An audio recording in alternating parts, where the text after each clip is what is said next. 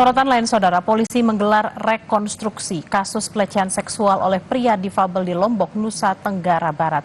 Dari 3 lokasi rekonstruksi, semula ada 28 adegan. Kemudian berkembang menjadi 49 adegan yang diperagakan berdasarkan keterangan yang diberikan tersangka. Tersangka pelaku pelecehan seksual di Lombok, Nusa Tenggara Barat dihadirkan dalam rekonstruksi yang digelar Polda NTB di 3 lokasi kejadian perkara. Puluhan adegan diperagakan tersangka. Disaksikan Kompolnas, kuasa hukum, dan pendamping korban, Polda NTB menggelar rekonstruksi yang dihadiri tersangka kasus dugaan kekerasan seksual. Kami sengaja menyamarkan tersangka untuk menjaga mental korban kekerasan agar segera pulih. Dari 3 lokasi rekonstruksi, semula ada 28 adegan dalam BAP. Namun kemudian berkembang menjadi 49 adegan yang diperagakan berdasarkan keterangan yang diberikan tersangka. Dari 3 lokasi yang kita lakukan di dalam BAP, sebenarnya ada 28 adegan yang tertuang dalam BAP yang kita skenariokan. Tetapi saat ini berkembang di lapangan itu ada 49 adegan. Hal ini disampaikan karena ada perkembangan perbuatan yang dilakukan oleh tersangka itu mengembang di lapangan. Kami laksanakan, kenapa? Karena kami mengakomodir keterangan-keterangan yang diberikan oleh tersangka dan perbuatan yang dilakukan di 3 TKP.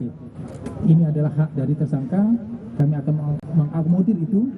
Informasi terkini kita segera bergabung dengan jurnalis Kompas TV Fitri Rahmawati di Lombok, Nusa Tenggara Barat. Selamat siang Fitri, apakah sudah ada hasil dari rekonstruksi yang dilakukan kemarin? Ya, Bella dan juga saudara, hari ini Jaksa Penuntut Umum masih menunggu kelengkapan berkas dari tim penyidik Polda Nusa Tenggara Barat pasca rekonstruksi yang dilakukan pada hari Rabu kemarin di 3 titik yang dilakukan oleh pihak Polda Nusa Tenggara Barat. Dan ketika nanti berkas sudah rampung semua dari hasil rekonstruksi, maka Polda Nusa Tenggara Barat akan melengkapi semua berkas tersebut dan memberikan kepada Jaksa Penuntut Umum, dan kemudian akan dicek kelengkapan seluruhnya, baru kemudian setelah itu status dari berkas perkara akan menjadi P21 dan kemudian siap untuk disidangkan perkara tersebut, Bella. Fitri, lalu berapa jumlah korban yang sudah melapor hingga hari ini? Apakah ada penambahan? Sampai hari ini aparat kepolisian dan Komite Disabilitas Daerah masih mencatat 15 orang korban.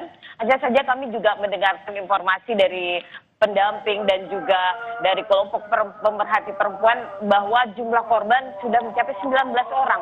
Hanya saja 15 orang ini yang masih difokuskan untuk ditangani kasusnya, dicatat beberapa hal pengakuan mereka.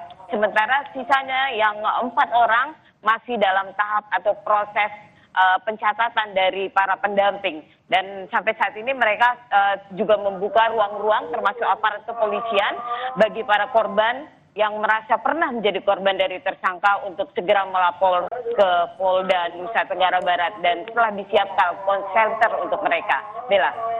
Baik, sudah ada 19 orang yang dilaporkan menjadi korban berdasarkan dari data pendamping. Terima kasih Fitri Rahmawati langsung dari Lombok, Nusa Tenggara Barat. Selamat bertugas kembali.